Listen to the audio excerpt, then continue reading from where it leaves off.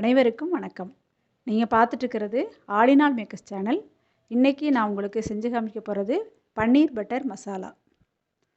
இப்போ அதுக்கு தேவையான பொருட்கள் என்னென்ன அப்படின்ட்டு நம்ம பார்ப்போம்.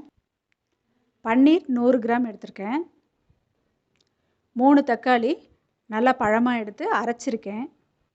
பெரிய வெங்காயம் 2 வெங்காயம் எடுத்து இந்த மாதிரி அரைச்சிருக்கேன்.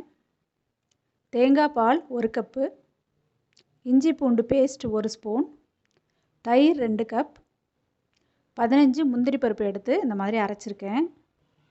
ஃப்ரெஷ் க்ரீம் 2 ஸ்பூன் எடுத்திருக்கேன். பட்டர் 25 கிராம் எடுத்திருக்கேன். 2 பச்சை மிளகாய் எடுத்திருக்கேன். அப்புறம் கஸ்தூரி மேத்தி 1 ஸ்பூன் எடுத்திருக்கேன். மல்லித்தழை கொஞ்சமாக எடுத்திருக்கேன். பிரிஞ்சி இலை 3 எடுத்திருக்கேன். அன்னாசிப்பூ 2 எடுத்திருக்கேன். 2 கிராம்பு, ஏலக்காய் தூள் 1 ஸ்பூன் அளவுக்கு எடுத்திருக்கேன். காஷ்மீர் சில்லி பவுடர் 2 ஸ்பூன் எடுத்திருக்கேன். 1 ஸ்பூன் கரம் மசாலா, 1 ஸ்பூன் மல்லித்தூள், தேவையான அளவு சால்ட் எடுத்திருக்கேன். இப்போது பன்னீர் பட்டர் மசாலா எப்படி பண்ணலான்ட்டு பார்ப்போம்.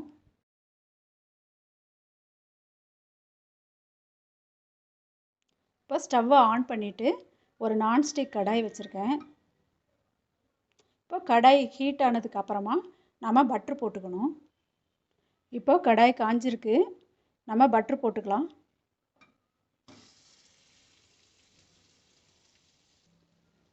இதோட கடலெண்ணெய் சேர்த்துக்கிறேன்.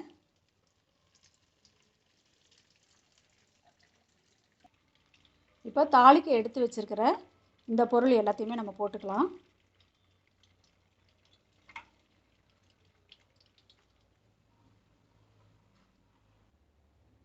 அடுத்தது பெரிய வெங்காயம் போட்டுக்கலாம், அரைச்சதை.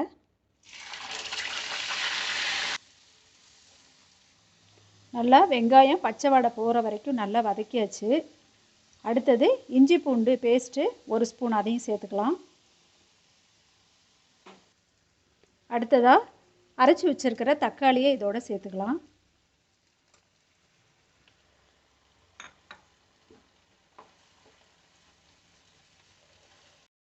தக்காளி போட்டு இப்போ நல்லா வதக்கியாச்சு.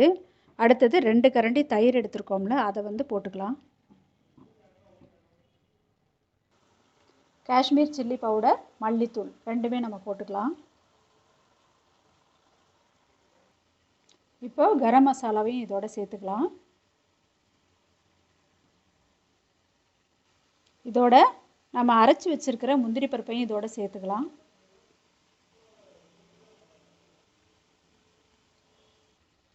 இப்போ இதில் கொஞ்சமாக தண்ணி விடுறேன். பன்னீர் பட்டர் மசாலா கிரேவியாக திக்காக தான் இருக்கணும், அதனால் உங்களுக்கு தேவையான அளவுக்கு கொஞ்சமாக தண்ணி ஊற்றிக்கோங்க. இப்போது தேவையான அளவுக்கு நாம் உப்பு சேர்த்துக்கலாம். இப்போ நல்லா கொதித்து வந்திருக்கு. அடுத்தது நாம் தேங்காய் பாலை சேர்த்துக்கலாம்.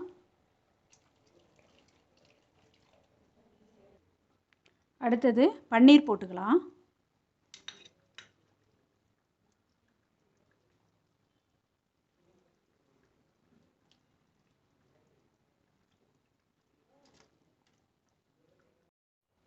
அடுத்தது இந்த மாதிரி பச்சை மிளகாய் கீறி வச்சுருக்கேன், அதையும் இதோட சேர்த்துக்கலாம்.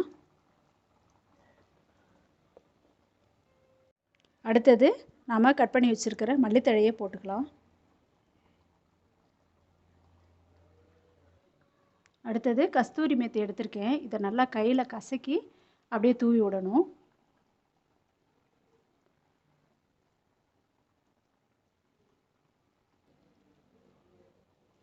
இப்போது ஃப்ரெஷ் க்ரீமை போட்டுக்கலாம்.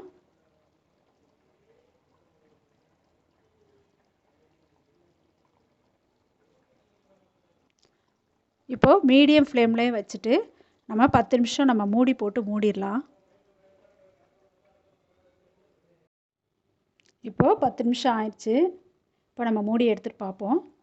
இப்போ கரெக்டாக அந்த லேயர்லாம் வந்திருக்கு, ஆயில் லேயர்லாம் கரெக்டாக வந்திருக்கு. இப்போ நம்ம ஸ்டவ்வை ஆஃப் பண்ணிக்கலாம். அருமையான பன்னீர் பட்டர் மசாலா ரெடி ஆயிடுச்சு. இது சப்பாத்தி, நான் எல்லாத்துக்குமே சைட் டிஷ் ரொம்ப பிரமாதமாக இருக்கும். நீங்களும் இதே மாதிரியே செஞ்சு பாருங்கள். எப்படி இருக்குன்ட்டு கமெண்ட் பாக்ஸில் போய்ட்டு உங்களோட ஒப்பீனியனை கமெண்ட் பண்ணுங்கள். ஆல் இன் ஆல் மேக்கர்ஸ் சேனலுக்கு லைக் பண்ணுங்கள், ஷேர் பண்ணுங்கள், சப்ஸ்கிரைப் பண்ணுங்கள். தேங்க்யூ.